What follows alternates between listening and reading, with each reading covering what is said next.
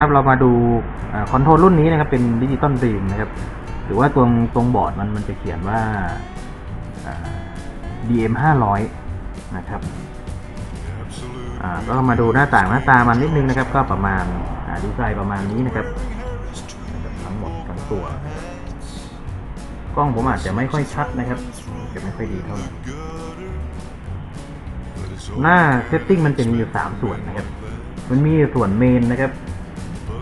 กดเข้าไปก็คืออ่านจากแฟลชไดรฟ์ตัวแฟลชไดรฟ์ตัวนี้นะครับUSB อะไรก็ได้นะครับ USB 2 USB 3กี่กิกก็ได้นะครับสามารถมันอ่านโฟลเดอร์ได้นะครับอันนี้ผมตั้งเป็นโฟลเดอร์นะครับกดเข้าไปนะครับแล้วก็กดโอเคนะครับมันมีโปรแกรมอยู่2ตัวนะครับกดอีกทีครั้งหนึ่งนะครับเช่นผมเทสโปรแกรมไว้ง่ายๆนะครับอันนี้ผมตั้งภาษาไทยมันจะไม่อ่านนะครับแต่ว่ามันก็มีโปรแกรมอยู่มันไม่เห็นฟอนต์นะครับแค่นั้นเองนะครับมันเหมือนคอมพิวเตอร์นะครับโอเคเรากดอีกครั้งหนึ่งก็คือเป็นหน้าเซตติ้งน่าจะมองไม่เห็นนะครับไม่ชัดเท่าไหร่หน้าเซตติ้งก็คือเราสามารถเซตติ้งค่าของพารามิเตอร์เครื่อง CNC ทั้งหมดอยู่ในนี้เลยนะครับโดยที่เราไม่ต้องต่อที่คอมพิวเตอร์นะครับสามารถแบ็กอัพใส่เก็บไว้ในแฟลชไดรฟ์เราได้ด้วยนะครับผมกดออกมาอีกมันมีทุกหน้านะครับมีทุกหน้าเลยนะครับหน้าสเต็ปมอเตอร์ปรับความเร็วในการเคลื่อนงานหน้าเข้าโฮมอะไรต่างๆทั้งหมดนะครับอย่างนี้เรากดตรงนี้ก็คือมันก็จะมีเซตมีพัดบดโอเคเข้าไปนะครับพารามิเตอร์ไหนที่เราต้องการเซิร์ชหานะครับเช่นสปินเดิลนะครับมันก็จะมีหน้าต่างของสปินเดิลขึ้นมานะครับเราตั้งค่าตรงนี้ได้เลยโดยที่ไม่ต้องตั้งจากถ้าใครใช้พวก Mark 3นะครับก็ต้องตั้งที่ตัวซอฟต์แวร์นะครับตัวนี้ก็คือมันมีอยู่ในนี้เลยนะครับแต่ลูกเล่นมันอาจจะน้อยกว่าหรือก็แล้วแต่ว่าใครจะเลือกใช้แบบไหนนะครับตัวนี้ก็คือสะดวกมีมอนิเตอร์อยู่ในหน้าจอคอนโทรลของมันได้เลยนะครับตรงนี้ก็เป็นการเข้าโฮมต่างๆนะครับเกียร์โฮม go to zero นะครับแม็กกินซีโร่อันนี้โป๊บในการวัดศูนย์งานสามารถใส่ได้เลยนะครับมีคูณคืออะไรมันไม่เกี่ยวนะครับกดโอเคออกมีในช่วงของ Multi Origin นะครับตัวนี้ถือว่าดีนะครับเราสามารถเซฟค่าของตัว Origin มันไว้ได้นะครับเช่นเรามีงานอยู่ตำแหน่งไหนแล้วก็เซฟค่ามันไว้ครับหรือกรณีเราทำงานแมสโปรดักชันอะไรสักอย่างหนึ่งแล้วก็เซฟตำแหน่งที่โต๊ะงานเราได้เลยแล้วก็โหลดมาใช้งานนะครับถือว่าตรงนี้ถือว่าดีนะครับก็มีการตั้งค่าไว้เลย x y z ที่ตำแหน่งเท่าไหร่มันจะเอาค่าโฮมมาใช้นะครับกด cancel ตรงนี้มีในเรื่องของตั้งค่าแล้วนะครับให้มันมาที่กึ่งกลางชิ้นงานนะครับแกน x แกน y นะครับตรงนี้ต่อไปตรงแท็บนะครับแท็บตรงนี้ก็คือดูตรงเมนูตรงนี้นะครับการเปลี่ยนโคเรลล์อะไรต่างๆของมันนะครับตัวนี้ครับ G54 มี G55 G56 G57 G58 G59 นะครับเติมรถถังอันนี้ Y1 จะเป็นในเรื่องของการเปิดสปินเดิลเปิดปั๊มอะไรต่างๆพวกนี้นะครับถ้าตรง X มันจะเป็นอยู่ในบอร์ดคอนโทรลมันก็คือพวกลิมิตสวิตช์พวก e stop ต่างๆนะครับอาจจะไม่ชัดเดี๋ยวดูเป็นไกด์นะครับมีถ้านี่ในส่วนโหมดนะครับในส่วนโหมดตรงนี้มันสามารถคอนโทรลได้1 10นะครับแล้วก็1 0.1 10 ไมครอนนะครับก็ถือว่าได้10 ไมครอนนะครับ1 ไมครอนมันคอนโทรลไม่ได้แล้วครับ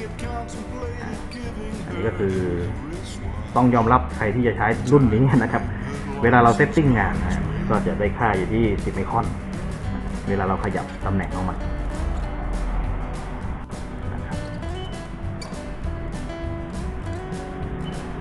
นี้ก็คือรันที่ตัว100%ตรงนี้มันจะมาอ่านตัวโลกันไฮครับก็เลยผมกดอันนี้4แกนนะครับ x a บวก a ลบ y บวก y ลบนะครับ z บวก z ลบ x บวก x ลบเช่นผมกดตรงนี้การเคลื่อนตัวมันเห็นไหมอย่าง x นะครับมันจะไปแบบไฮนะครับอันนี้แบบโลแบบช้านะครับกด y อันนี้คือโลไฮความเร็วของ G00 มันเลยครับเวลาเรากดแป้นนะครับอันนี้เปิดสปินเดิลแบบแมนนวลนะครับเปิดปิดนะครับเปิดปิดตัว Y3 น่าจะเป็นตัวคูลลิ่งนะครับคูลลิ่งตัวปั๊มมันอันนี้ผมต้องเซตติ้งใหม่นะครับอันนี้คือว่าเราดูกันก่อน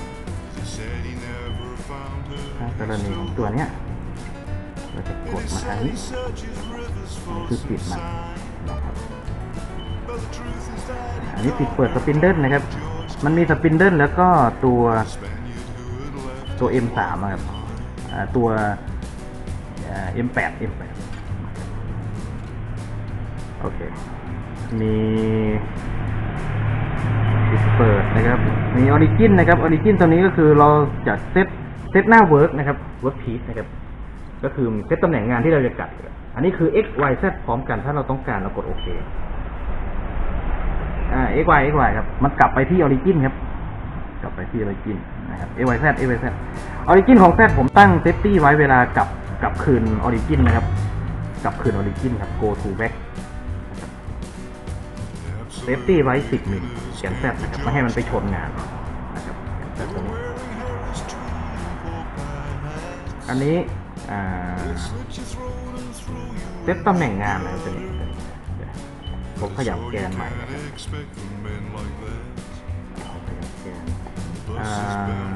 กำหนดโหมดเป็น 100% เลยขยับแกน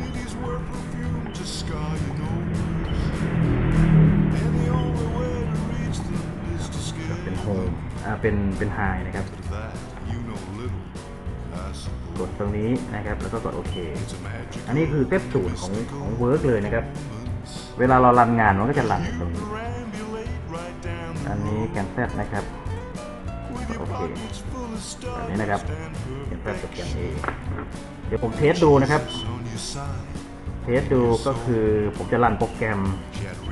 ที่เกียรดูนะครับกดโอเคนะครับตอนนี้ x y 0 z 0 a 0นะครับผมกดรันนะครับเปิดสปินเดิลนะครับแล้วก็เปิดน้ำนะครับจะวิ่งเข้าไปที่ตำแหน่งของ CNC เลยนะครับสปีดมันก็จะคอนโทรลอยู่ประมาณนี้ครับผมตั้ง maximum speed ไว้ที่5,000